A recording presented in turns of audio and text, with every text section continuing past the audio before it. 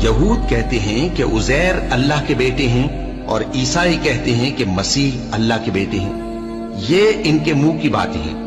पहले काफिर भी इसी तरह की बातें कहा करते थे, ये भी उन्हीं की रीस करने लगे हैं। अल्लाह इनको हलाक करे, ये कहां बह के फिरते हैं। इन्होंने अपने उलमा और मशाइख और मसीह इब्न मरियम को अल्लाह के सिवा माबूद बना लिया, हालांकि इनको ये हुक्म दिया गया था कि माबूद वाहिद के सिवा किसी की इबादत न करें, उसके सिवा कोई माबूद नहीं, और वो इन लोगों के शरीक मुकर्रर करने से पाक है।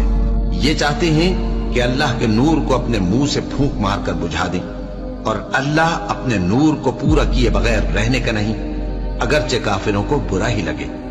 वही तो है जिसने अपने पैगंबर को हिदायत और दीन हक देकर भेजा ताकि इस दीन को दुनिया के तमाम दीनों पर गालिब करे, अगरचे काफिर नाखुश ही हो।